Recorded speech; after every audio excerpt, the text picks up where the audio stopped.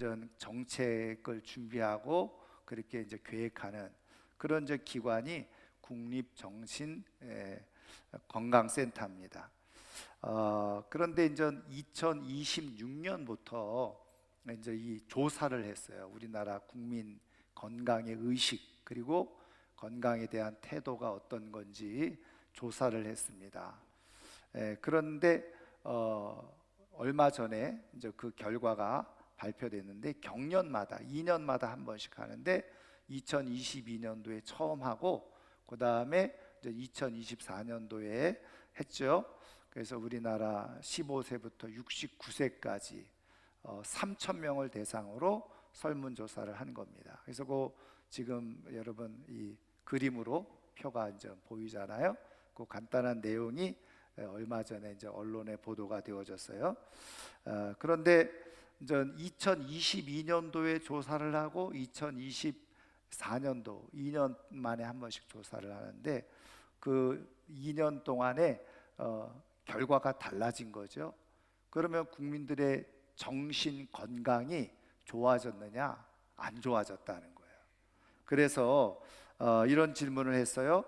지난 1년간 정신 건강 문제를 경험한 적이 있느냐.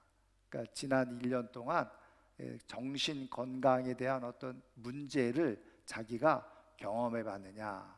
그랬을 때 우리가 2022년도에는요 63.9%였어요.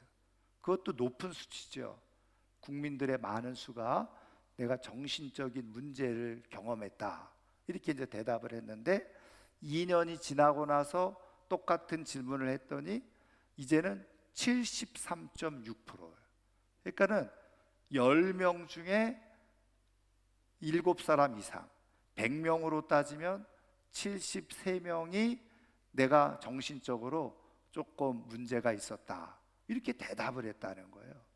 그러니까 지금 여기 여러분들이 지금 100명 정도 앉아 있으면 지금 여러분들 가운데도 70명 이상 73명 정도는 내가 정신적으로 내가 조금 문제를 겪었다 이렇게 대답을 했다는 거예요. 저게 지금 내용인데 그 중간에 빨간 그 색깔에 있는 게 바로 그 내용이거든요. 그러면은 어떤 문제를 겪었냐 이렇게 이제 세분화해서 그 옆에 도표가 만들어졌어요. 그래서 옆에 도표를 내용을 보면은 무엇입니까? 이제 스트레스 문제예요. 스트레스. 그래서 여기를 여러분 보면 이제 잘 여러분들 수치가 안 보일 거예요. 그러니까는 스트레스 그냥 일반적인 가벼운 스트레스가 아니라 내가 생활에 지장을 받을 만큼 심각한 스트레스 그게 46%였다는 거죠. 그 다음에 또 뭐예요? 수일간 지속되는 우울감 이게 바로 40%. 그리고 또 여러분들이 생각해 봐야 될 게 뭐냐면 기타 중독이 있어요. 중독. 그게 뭐냐?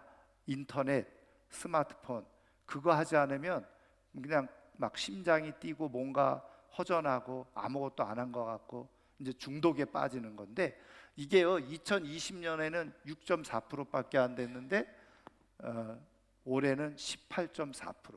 그러니까 왜 그러냐? 이제 그런 거에 자꾸 어떻게 해요? 모든 마음과 신경을 빼앗기고 있는 거예요. 그런데다가 마지막에 보면은 자살하고 싶은 생각 14%예요. 그러니까 여러분 뭐 10명 중에 1명 반은 나가 죽고 싶다 이런 생각을 하고 있다는 거예요. 여러분 여러분들은 어떻습니까? 여러분들은 지난 6개월 동안 이렇게 지내면서 여러분들의 마음, 여러분들의 정신 건강은 어떠합니까? 여러분 사실은 이렇게 정신 건강적인 면에서 여러분 이런 스트레스와 우울감 이런 것에 깊이 빠지게 되어지면 어떻게 될까요? 결국은 내 삶의 질이 떨어지게 되어지는 거예요. 행복하지 못한 거죠. 여러분 그런 의미에서 사실은 우리나라 국민들이 굉장히 사실 어떤 면에서 보면은 불행한 그런 마음을 가지고 삶을 살아가고 있다라고 볼 수가 있는 거예요. 여러분 그러면 왜 이렇게 안 좋아지고 있느냐는 거죠. 왜 사람들이 자꾸 우울하고 심각한 스트레스에 빠지고 다른 중독에 자꾸 빠지고 죽고 싶은 그런 생각을 가지고 살아가고 있느냐? 물론 여러 가지가 있겠습니다만은 가장 중요한 요인 중에 바로 불안한 심리가 있다는 거예요. 불안정한 심리가 있어요. 그리고 자꾸 앞으로 삶에 대해서 근심만 생기는 거예요. 걱정만 생기고, 그리고 제대로 될까? 이런 생각을 가지고 있는 거예요. 그러면 왜 사람들이 이렇게 자꾸 불안한 마음을 가지고 살아갈까? 그것에 대해서요, 그 10년 전에 그 책이 나와가지고 세계적으로 큰 반향을 일으켰던 책이 있는데, 그게 이제 독일에 살고 있는 그 한국인 철학 박사인데 아주 세계적으로 유명한 분입니다. 한병철 박사라고 하는 분이 책을 써냈어요. 그게 뭐냐면 피로 사회라고 하는 책이에요. 그 피로 사회, 지금 21세기 살아가는 사람들이 다 너무나도 피로를 많이 느끼고 있다는 거죠. 그거를 저 사회학적으로 또 철학적으로 분석해낸 게 바로 이제 이 피로 사회라고 하는 책인데, 이 한병철 박사가 그 책을 쓰면서 어떤 얘기를 했냐면 각 시대마다 고유한 질병이 있었다. 그러니까는 그 사회를 힘들게 하고 불행하게 하는 그런 고유한 질병들이 있었다는 거예요. 그러면 21세기 오늘 우리가 살아가고 있는 현대 사회가 갖고 있는 고유한 질병이 뭐냐? 바로 신경증이라는 거예요. 신경증. 그러니까 다시 말하면 정신적인 문제라는 거예요. 그래서 미국의 예를 들면서 미국에서 제일 많이 그 약이 팔리는 것, 처방되어지는 게 뭐냐? 첫 번째가 고혈압약이에요. 저도 고혈압약을 먹고 있는데, 그 다음에 두 번째는 잘 아는 당뇨약입니다. 그 다음에 세 번째가 항우울제라는 거예요. 그러니까 항우울제라는 게 뭐예요?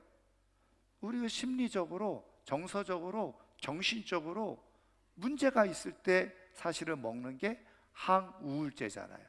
그러니까 우울감을 어떻게 해소하기 위해서, 지켜내기 위해서 먹는 게 항우울제라는 거예요. 거기에 물론 뭐 많은 약들이 다 포함되어져 있지만 그만큼 지금 현대 사회가 심각한 정신적인 질병 가운데 놓여져 있다는 거죠. 그러면 왜 이런 신경증이 많이 확대되어지고 나타나고 있느냐? 이제 이 한병철 박사는 무엇을 얘기했느냐? 바로 이 시대가 성과주의 사회가 되어졌기 때문에 그래요. 성과, 뭔가 결과를 자꾸 내야 되는 거예요. 성과를 내야 되는 거예요. 그래서 그렇게 성과를 내기 위해서 어떻게 해요? 계속 사람들을 경쟁으로 내몬다는 거죠.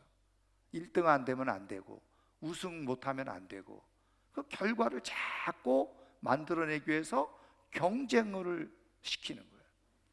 과도한 경쟁 사회로 인해서 나타나는 게 뭐냐? 불안의 과잉. 사람들이 자꾸 불안해한다는 거예요. 내가 이렇게 하다가 경쟁에서 도태되면 어떻게 하나? 내가 경쟁에서 뒤처지면 어떡하나? 사실은 자녀들을 키우면서 여러분, 자녀들을 계속 부모들이 학원으로 뺑뺑이 돌리는 이유가 뭡니까? 자녀들이 고생하는 거 고생하는 거 그렇게 시키려고 하는 건 아니잖아요. 그러면 왜 그렇습니까? 얘기 들어보면 다 그런 거예요. 이거 안 하면은 얘가 나중에 자라면서 이 경쟁에서 자꾸 뒤처지고 도태되어질까 봐 걱정을 하는 거예요. 불안하니까 계속 애들을 어떻게 해요? 그렇게 학원으로 돌리는 거죠. 그러니까 거기서 자유로울 부모가 없는 거예요. 왜? 불안한 거예요.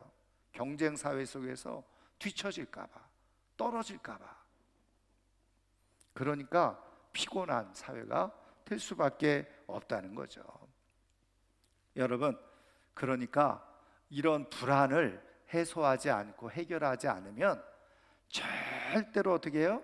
행복하게 살아갈 수 없는 거예요. 그렇죠. 계속 우리는 우울하고 그런 것 때문에 계속 스트레스 받고, 성과가 나지 않으면 스트레스 받고, 경쟁에 뒤처지면 스트레스 받고, 그래서 우리는 우울해질 수밖에 없어요. 그러니까 거기에 무슨 행복이 있고 기쁨이 있고 평안이 있고 즐거움이 있겠습니까? 그렇지 못한 거죠. 여러분, 그러면 우리가 어떻게 이런 불안을 뛰어넘어서 살아갈 수 있느냐? 여러분, 이 불안의 반대가 무엇입니까? 말대로 우리는 평안이죠. 평강인 거예요. 여러분, 그러면 이 불안을 뛰어넘기 위해서 내가 평안해지면 되는 거예요. 여러분, 그래서 우리의 삶을 보면 때로는 말이죠, 아무리 좋은 환경, 또 좋은 집, 좋은 차, 뭐 이렇게 또 뭐 사회적으로 높은 지위, 이런 걸 다 가지고 있어도 내가 마음이 평안하지 못해. 그러면요, 그게 다 무용지물인 거예요. 의미가 없는 거예요. 그런데 내가 조금 뭐 상대적으로 좁은 집에 살고 그렇게 좋은 차도 아니고 그렇게 이제 하고 내가 사회적으로 내세울 것 없는 지위를 가지고 있어요. 그런데 내가 마음이 너무 편해, 너무 평안해. 그러면 어떻게 해요? 남 부러울 것이 없이 행복하게 삶을 살아가게 되어지는 거예요. 여러분, 그런 의미에서 우리 하나님은 우리가 삶을 살아갈 때 정말 이 땅에서 다 1등 할 수 없잖아요. 다 뭐 세계적으로 부자, 뭐 삼성 회장 될 수도 없는 거잖아요. 여러분, 그런 가운데서 우리가 어떻게 평안을 누리며 살아갈 수 있는지, 우리 하나님은 우리에게 평강을 주셔서 우리의 삶을 더 행복하게, 정신적인 문제 없이 정말 기쁨으로 살아갈 수 있도록 역사하시고 도우시는 분이 바로 우리 하나님이신 줄 믿습니다. 그러면 하나님은 우리에게 어떻게 평강을 주고 계시느냐는 거죠. 그런 의미에서 오늘 우리에게 주신 말씀을 살펴보면 15절 말씀을 한번 볼까요? 15절 말씀 우리 한번 같이 읽겠습니다. 그리스도의 평강이 너희 마음을 주장하게 하라. 너희는 평강을 위하여 한 몸으로 부르심을 받았나니 너희는 또한 감사하는 자가 되라. 아멘.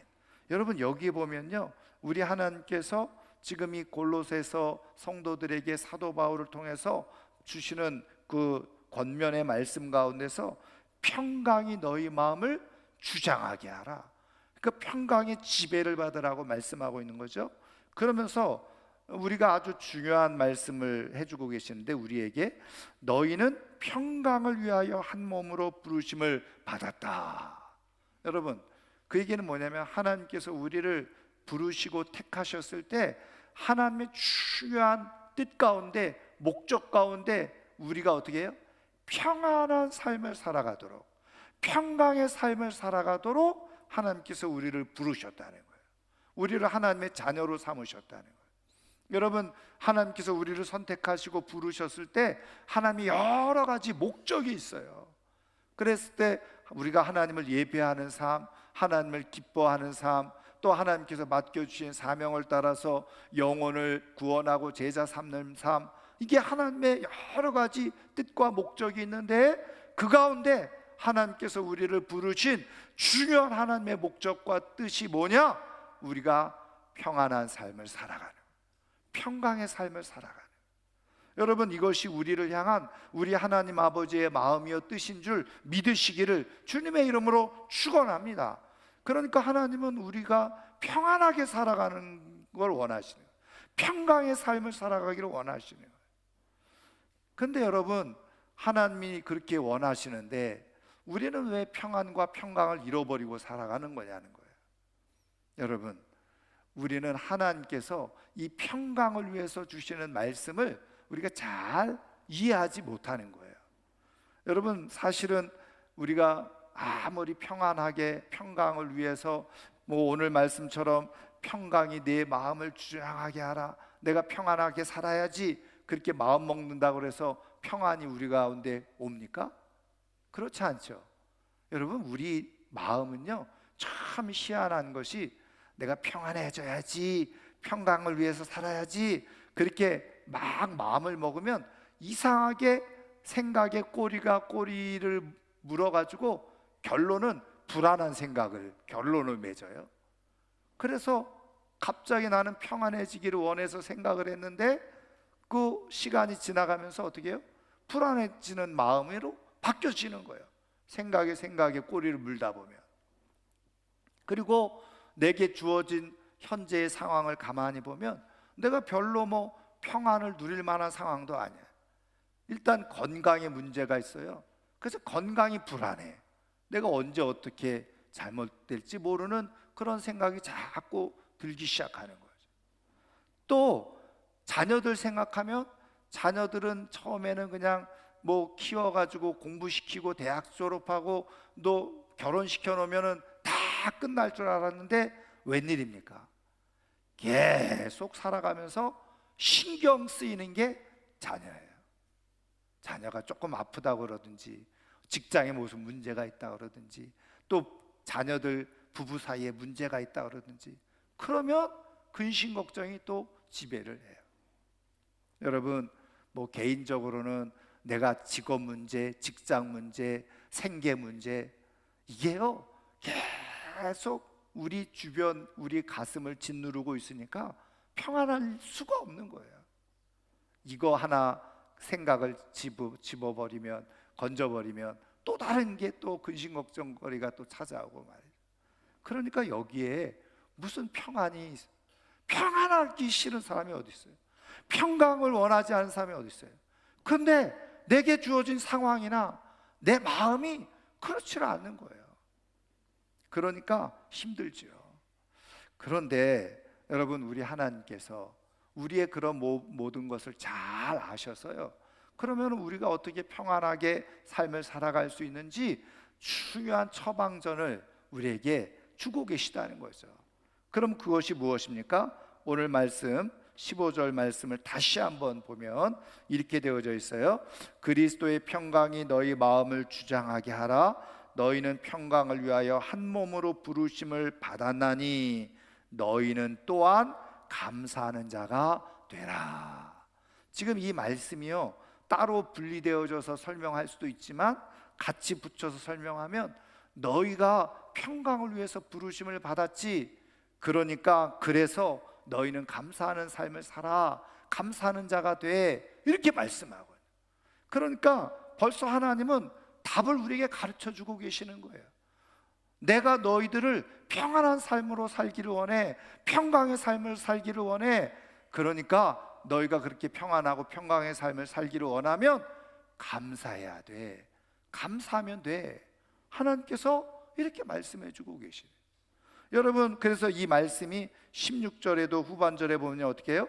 감사의 마음으로 하나님을 찬양하고, 또 17절 후반절에도 보면 그를 힘입어 아버지 하나님께, 하나님 아버지께 감사하라. 그러면서 이 세 구절에 계속해서 어떻게 해요? 감사할 것에 대해서 하나님께서 말씀해 주고 계시다. 여러분 감사할 때 우리 마음 가운데 정말 하나님이 주시는 평안과 평강이 자리 잡게 되어지는 역사가 일어나는 줄 믿으시기를 주님의 이름으로 축원합니다. 그러면 여러분 왜 감사하면 우리 가운데 평안이 있게 되어질까요? 저는 두 가지로 여러분 설명할 수 있는데, 먼저는요 여러분들이 너무 좋아하는 뇌과학적으로 우리가 볼 때요, 내가 언어적으로 감사를 말하잖아요. 내가 지금 머리는 상황과 환경이 너무 힘들어. 그런데 내가 말로 감사를 자꾸 뱉어버리면 우리의 뇌가 어떻게 바뀌느냐, 진짜 좋은 도파민 이런 것들이 뇌 호르몬이 바뀐다는 거예요. 그래서 뇌 과학적으로 보면 감사의 말을 계속하고 감사의 마음을 품으면요 불안하고 근심하는 생각은 사라지고 마음의 안정이 오고 평안이 온다는 거예요. 여러분 그래서 여러분 한번 보세요. 하나님을 믿지 않는 사람들도 뇌과학적으로 뇌의학적으로 감사의 일기를 쓰는 사람 많아. 하나님을 안 믿는데. 왜? 그게 의학적으로 과학적으로 이미 다 검증이 됐으니까. 여러분 하나님이 우리를 창조하신 분이잖아요. 우리의 뇌를 창조하신 분이잖아요. 그러니까 하나님은 이미 다 아시고 우리에게 나는 너를 평안한 삶이 되기를 원해. 내가 너를 평안한 삶을 위해서 지었어. 그러니까 감사해야 돼. 하나님이 우리에게 이렇게 가르쳐 주시고 말씀해 주고 계시는, 이미 뇌의학적으로 과학적으로 감사하는 사람들이 행복한 삶을 살아간다는 것이 검증되어진 것이기 때문에. 여러분, 또 하나는요, 더 중요한 거죠. 우리는 신앙적으로, 영적으로 보면요, 하나님이 감사하라 말씀하셨잖아요. 이게 하나님의 마음이고 하나님의 뜻이잖아요. 그러니까 하나님의 말씀을 따라 내가 감사하는 거예요. 그러니까 내가 상황과 형편은 여전히 어지럽고 힘들고 그래요. 그것만 생각하면 머리가 아프고 그냥 심장이 뛰고 불안하고, 그렇지만 하나님이 감사하라고 했으니 내가 계속 어떻게 해요? 입으로 감사를 고백하는 거예요. 그러면 여러분 보세요. 성경을 통해서 하나님이 우리에게 약속해 주신 게 뭐예요? 하나님의 말씀에 순종하는 사람, 하나님께서 은혜 주시고 하나님께서 복 주신다는 거죠.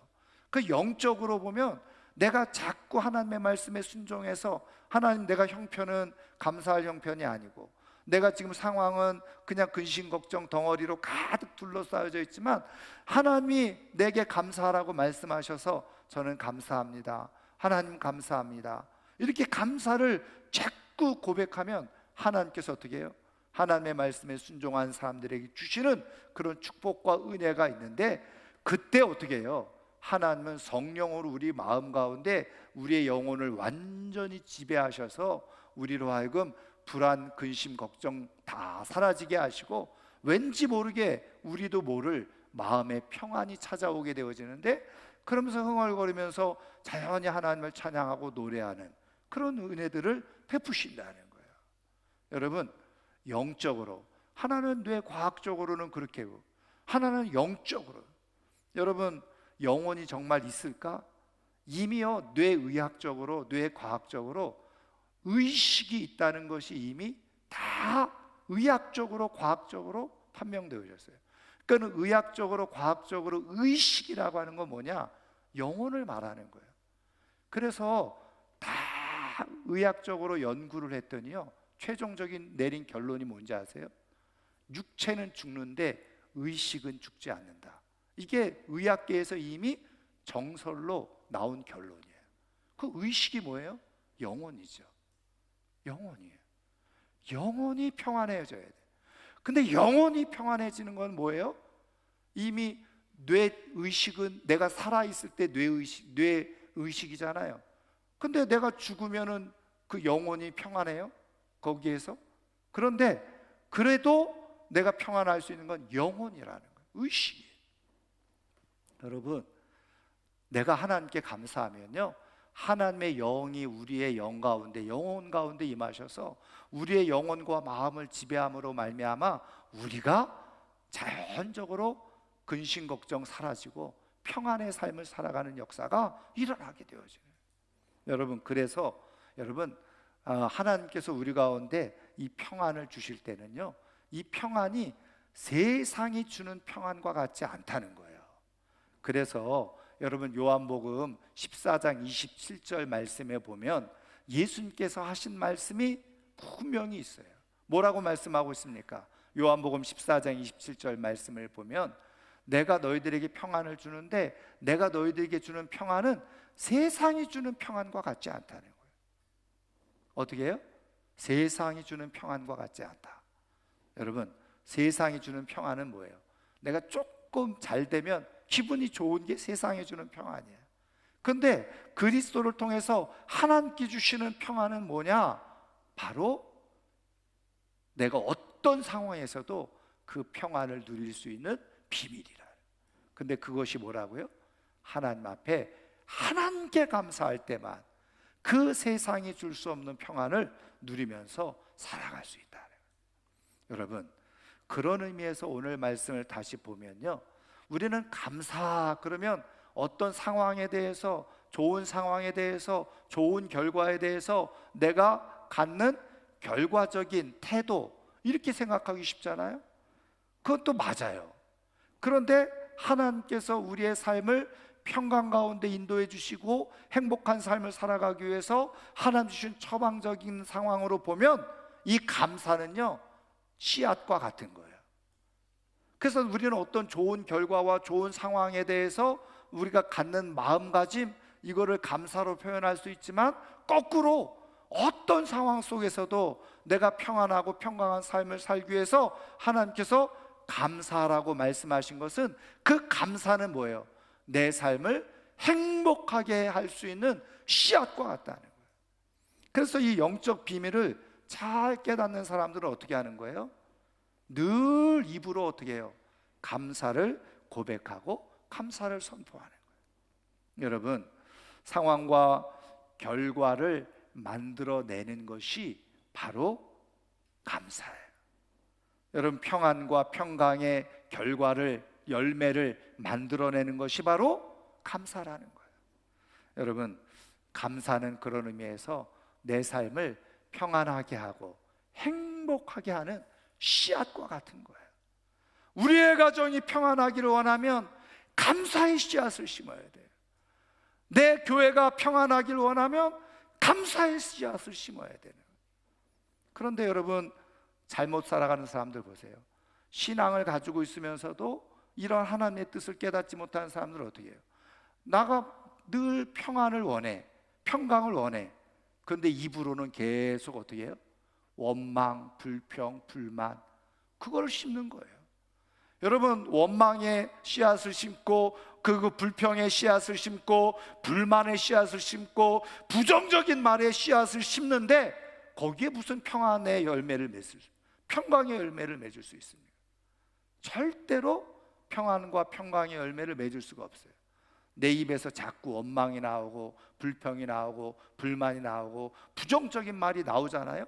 그게 고스란히 씨앗으로 심어져서 나타나는 결과가 뭔지 아세요? 불안과 염려, 불화, 불행, 그런 거예요. 하나님은 우리의 삶을 평강 가운데 행복한 삶을 만들어주고 싶으셔서 우리에게 말씀해 주시는 거예요. 네가 평안하기를 원하냐? 내가 어떤 상황에서도 세상이 줄 수 없는 평강 가운데 살기를 원하냐? 그러면 감사의 씨앗을 심어야 돼. 의지적으로 감사해야 돼. 그것을 말씀해 주고 있는 거예요. 저는 이번 맥주 감사절을 맞이하면서 지난 6개월 동안의 삶을 볼 때 별로 감사할 거 없는 것 같은데, 여러분, 그럼에도 불구하고 감사하실 수 있기를 주의 이름으로 축원합니다. 그러면 남은 6개월의 삶에 하나님께서 이끄시는 복이 있게 되어지는 거예요.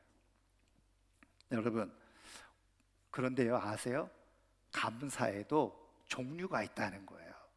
그럼 어떤 종류가 있느냐? 오늘 말씀해 보면 두 가지 감사가 나와요. 자, 보세요. 자, 먼저 15절에 보면은 너희는 또한 감사하는 자가 되라 그랬죠.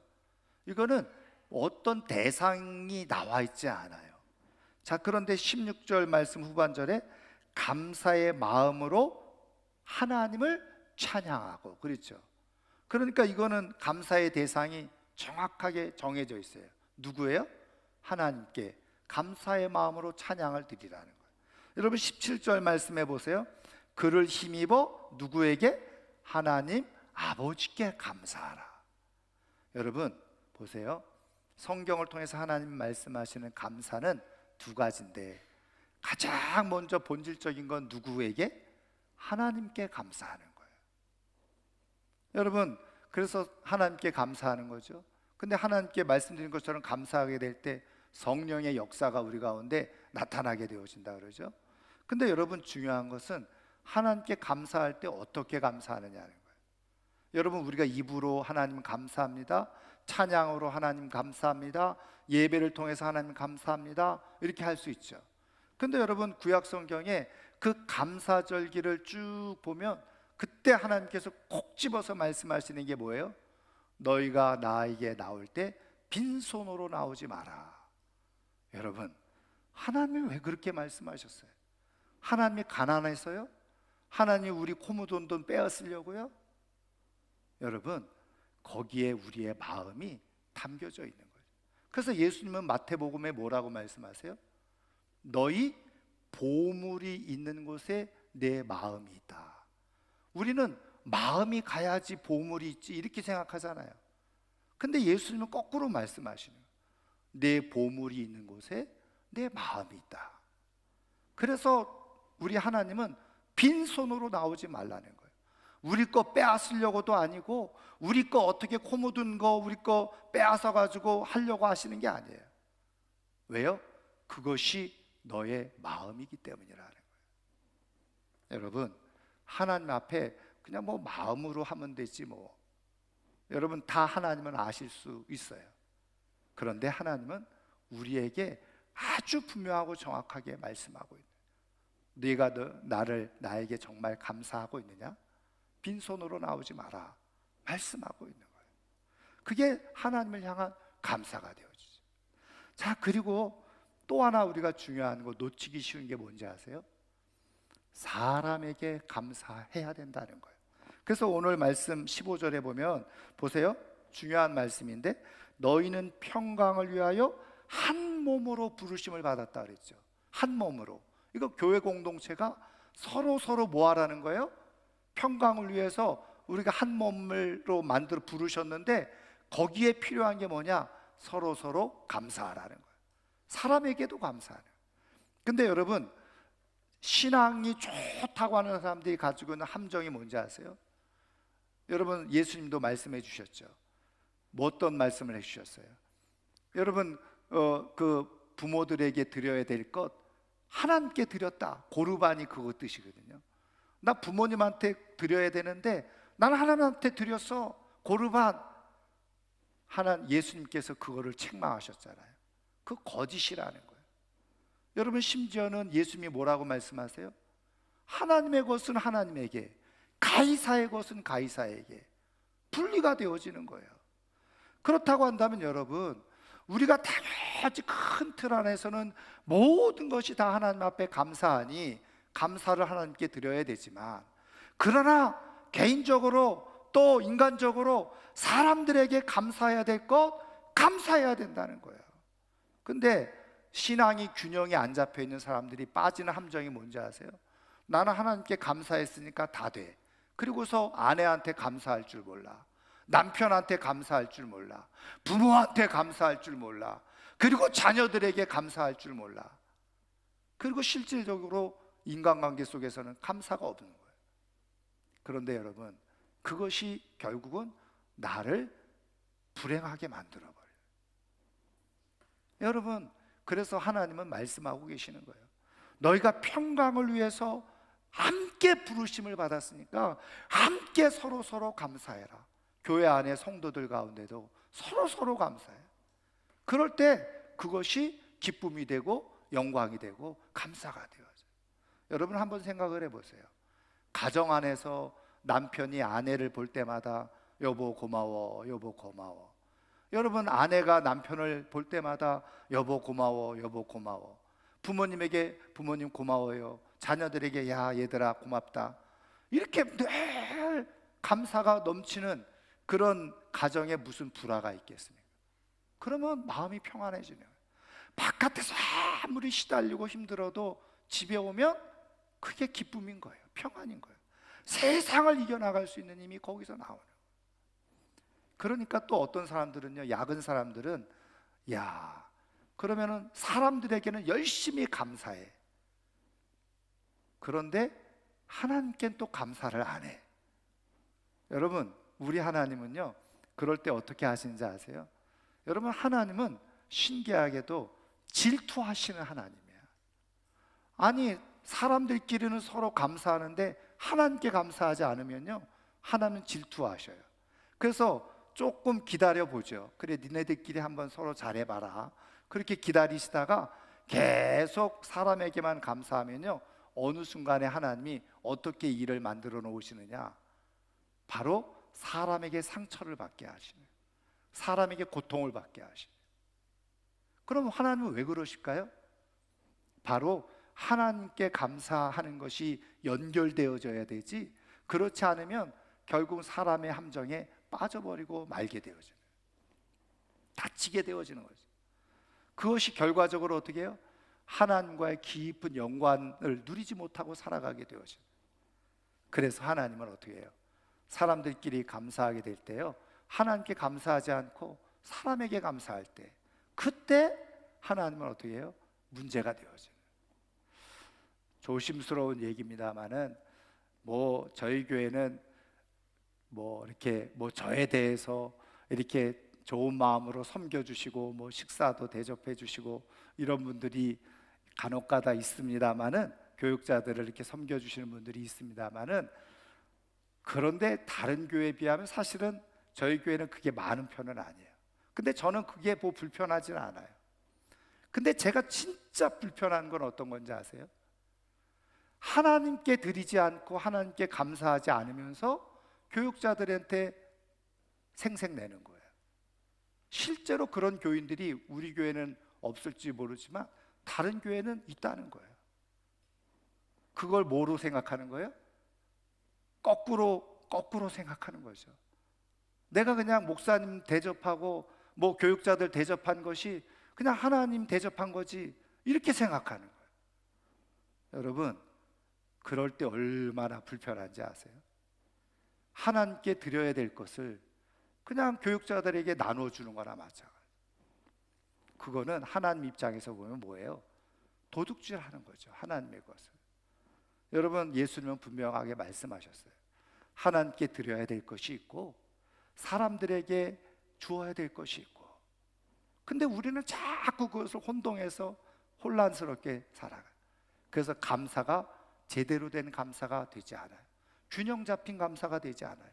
그러니까 감사는 하는데 그것이 평강의 열매로 맺어지지가 않는 거예요. 균형 잡힌 감사를 해야 되는데, 하나님께 감사하고 사람들에게 감사해야 되는데 그게 이루어지지 않아요.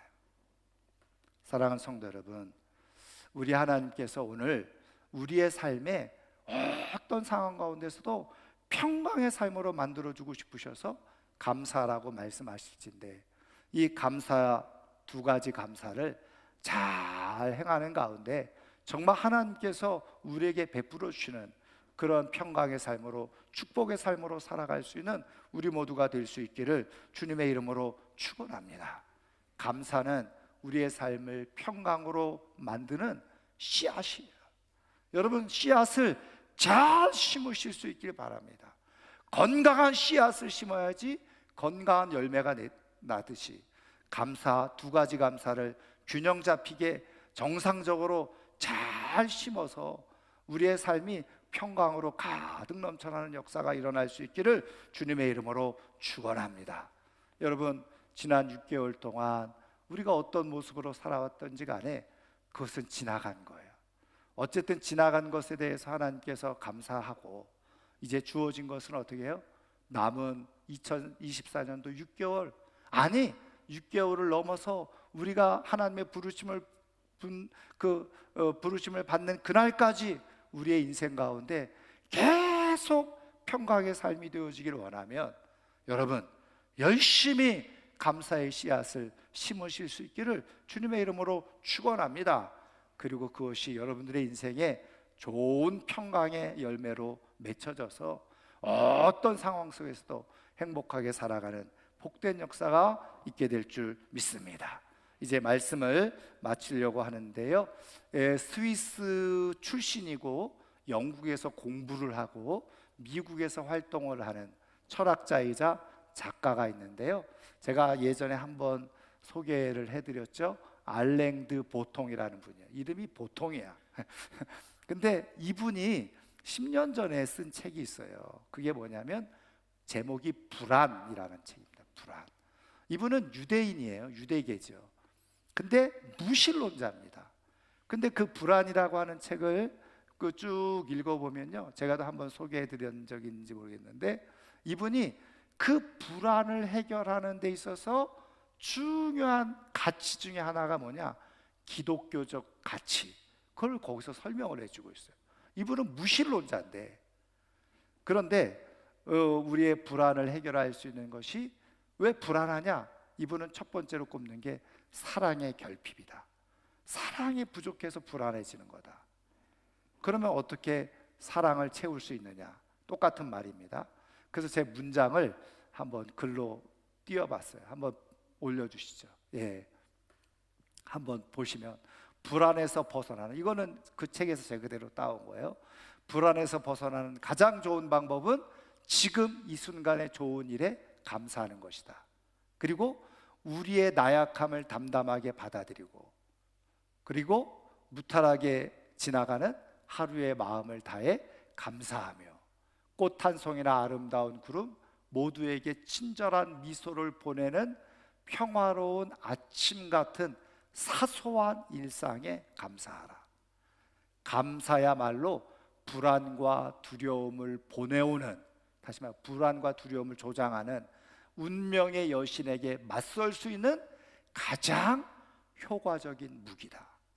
감사가 뭐예요? 우리를 불안하게 하고 두렵게 하는 그러한 모든 것을 막아내고 이겨내는 가장 효과적인 무기가 감사다. 여러분, 안 믿는 사람들도 이렇게 결론을 맺고 인생을 살아가고 있어요. 그렇다고 한다면 하나님의 처방전을 받아든 우리들, 여러분 정말 이제 남은 6개월 동안 열심히 감사의 씨앗을 잘 심으시길 바랍니다. 하나님께 감사하시고, 가족들에게 감사하고, 또 교회 안에서 성도들 간에 진심으로 서로 감사하고, 그러는 가운데 6개월 이후에 이전보다도 훨씬 더 행복하고 즐겁고 감사가 넘치는 가정, 교회 삶으로 살아갈 수 있는 하나님의 사람들이 꼭 될 수 있기를 주의 이름으로 축원합니다. 오늘 말씀을